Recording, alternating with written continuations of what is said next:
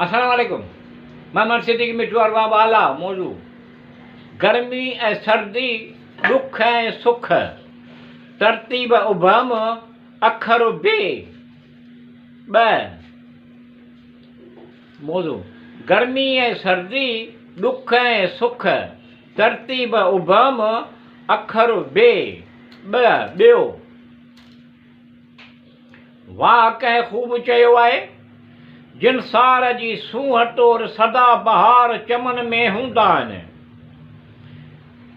जिन सार जी सूंह टोर सदा बहार चमन में हूंदा आहिनि।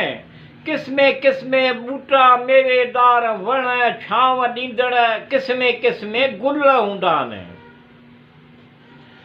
आसमान तरफ़ तारनि में चंड वांगुरु चमन मां, आसमान तरफ़ तारनि में चंड वांगुरु चमन मां, गुलनि जी ख़ुशबू मां हुगाव माणणु ख़ुशीअ मां बहकंदा पिया आहिनि।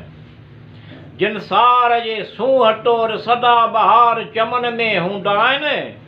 किस्मे किस्मे बूटा मेवेदार वण छांव ॾींदड़ किस्मे किस्मे गुल हूंदा आहिनि। मगर मोटियो चंबेली सोसन गुलाब जो गुल। मगर मोटियो चंबेली सोसन गुलाब जो गुल, ज़हन कलब में मोटर कंदड़ मौजूद टिड़ियल नज़र ईंदा आहिनि। वाह कंहिं ख़ूब चयो आहे, जिन सार जी सूंह टोर सदा बहार चमन में हूंदा आहिनि। किस्मे किस्मे बूटा मेवेदार वण छांव ॾींदड़ किस्मे किस्मे गुल हूंदा आहिनि। सूंहं सोभिया ऐं मन मोहींदड़ सॼे चमन जे।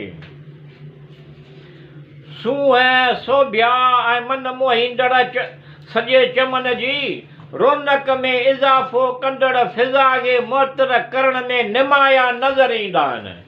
वाह कंहिं ख़ूब चयो आहे, जिन सार जे सूंह टोर सदा बहार चमन में हूंदा आहिनि।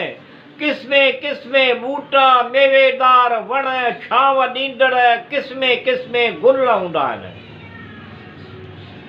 पखियुनि जूं लाटूं लवण ज़िक्र करण, मिठड़ियूं ॿोलियूं ॿोलण। पखियुनि जूं लाटूं लवण ज़िक्र करण, मिठियूं ॿोलियूं ॿोलण, आवाज़ करण, झूंगारूं करण, आलापण टवारूं ॿुधण में ईंदा आहिनि।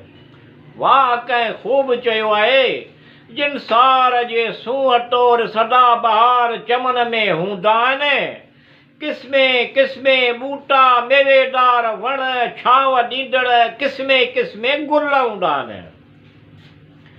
झूंगार सिहतमंद तंदुरुस्त चङो भलो, राज़पो बाज फज़ुल लुत्फ़ करम महिरबानी।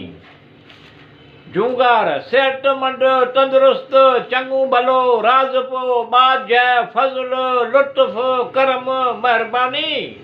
जेके पंहिंजे पंहिंजे निराली ख़ुशबू सां सरशार हूंदा आहिनि।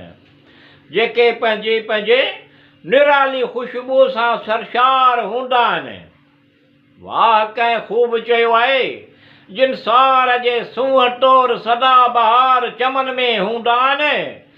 किस्मे किस्मे बूटा मेवेदार वण छांव ॾींदड़ किस्मे किस्मे गुल हूंदा आहिनि।